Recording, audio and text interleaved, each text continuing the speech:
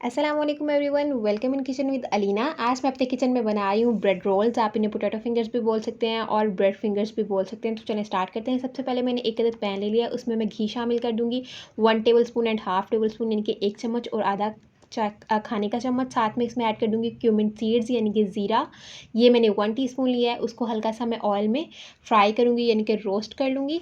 और साथ ही साथ में इसमें ग्रीन चिली 2 अदद ली थी, उनको मैंने कट कर लिया। कट करके वो भी मैं इसमें ऐड कर दूँगी यानी कि शामिल कर दूँगी और शामिल करके इन्हें भी हल्का सा रोस्ट कर लूँगी। इससे क्या होगा, फ्लेवर इन्हेंस होगा, बहुत कमाल का टेस्ट आता है अगर हम लोग ग्रीन चिलीज़ को ऑयल में फ्राई करते हैं। साथ ही साथ इसमें मैंने ऐड कर दिया कोरिएंडर पाउडर, और ये क्रश किया हुआ कोरिएंडर था, ये मैंने लिया है 1 टीस्पून। ऐड कर दिया है टर्मरिक पाउडर यानी कि हल्दी का पाउडर मैंने लिया है 1/4 टीस्पून यानी कि 1/4 चाय का चम्मच। रेड चिली पाउडर और ब्लैक पेपर पाउडर लिया है मैंने हाफ़ टीस्पून। जो रेड चिली पाउडर थी वो मैंने 1 टीस्पून लिया है, आप हाफ़ टीस्पून भी यूज़ कर सकते हैं अगर आपको कम स्पाइसी खाना है।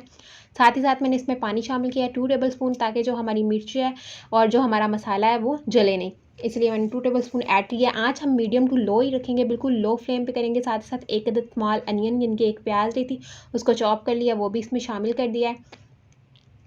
और बहुत ज़्यादा इसे कुक नहीं करेंगे, बस हल्का से इसे मिक्स करेंगे। देन इसमें साल्ट यानी कि नमक ऐड कर देंगे, आप अपने टेस्ट के हिसाब से ऐड कर सकते हैं। मैंने वो हाफ़ टी स्पून से थोड़ा कम ऐड किया, यानी कि आधा चाय का चम्मच भी नहीं, उससे कम थोड़ा ऐड किया है। साथ ही साथ इसमें मैं ऐड कर दूँगी बॉइल्ड और मैश्ड पोटैटो, यानी कि जो उबले हुए आलू लिए थे मैंने 3 अदद, और उनको मैश कर लिए, और मैश करने के बाद उनको इसमें शामिल कर दिया मैंने।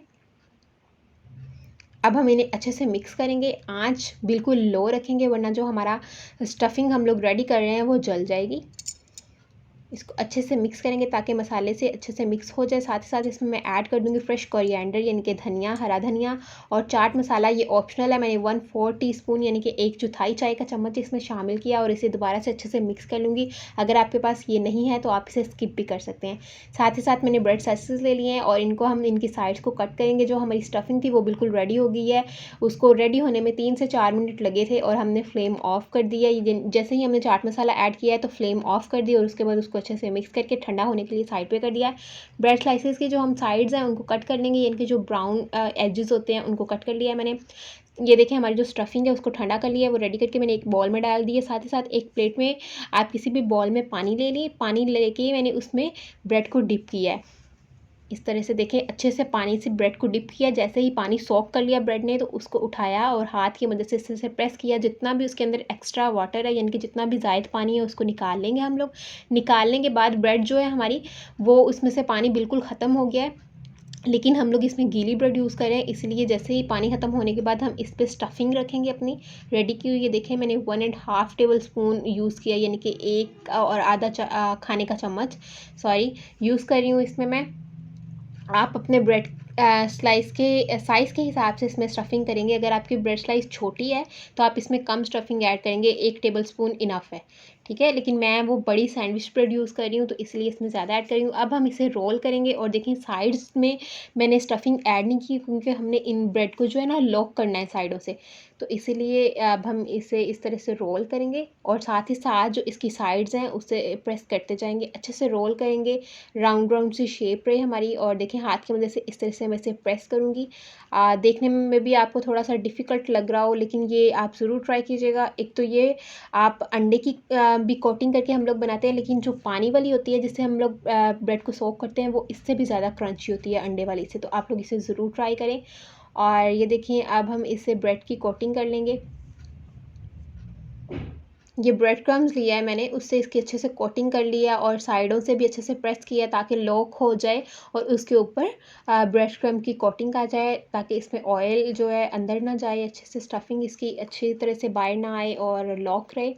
और देखिए साथ ही साथ मैंने एक अदद कढ़ाई ले ली, उसमें मैंने ऑयल शामिल किया, उसको अच्छे से गर्म कर लिया। गर्म करने के बाद आँच हमने मीडियम की, और उसमें मैं 1 बाय 1 ये रोल ऐड करूँगी, और इन्हें इस तरह से हम लोग रोटेट करते जाएंगे, टर्न करते जाएंगे, ताकि ये हर साइड से इन पर इक्वली अच्छा सा कलर आ जाए, गोल्डन ब्राउन से हो जाए, क्रिस्पी से हो जाए। आँच हम मीडियम टू लो रखेंगे, ताकि ये जितनी ज़्यादा हम आँच कम रखेंगे उतनी ज़्यादा ये क्रिस्पी बनेंगे। और वाओ, देखिए कितना कमाल का कलर आ रहा है। आप ज़रूर ट्राई कीजिएगा इन्हें, और आप इन्हें ग्रीन चटनी के साथ, या फिर रायते के साथ इन्हें सर्व कर सकते हैं या टोमेटो केचप के साथ सर्व कर सकते हैं। बहुत कमाल का टेस्ट आता है और अगर आप दोनों डिपिंग को मिक्स करके यूज़ करते हैं फिर तो लाजवाब होता है। बहुत ही ज़्यादा क्रिस्पी बनी है और ये थी भी इस पे पोटैटो की फिलिंग। अगर आप इसमें चिकन की फिलिंग भी करना चाहते हैं कर लें, लेकिन जो आलू का मज़ा है ना वो चिकन में नहीं है। तो आप इसे ज़रूर ट्राई कीजिएगा मेरी रेसिपी को और मुझे फीडबैक देना बिल्कुल भी मत भूलिएगा। मेरे चैनल को ज़रूर सब्सक्राइब करें, पास बेल आइकन के बटन को दबाना बिल्कुल भी मत भूलिएगा, क्योंकि उससे मेरी नई आने वाली हर रेसिपी सबसे पहले आप तक पहुँचेगी। बहुत जल्द नई रेसिपी के साथ मुलाकात होगी, तब तक के लिए अल्लाह हाफिज़।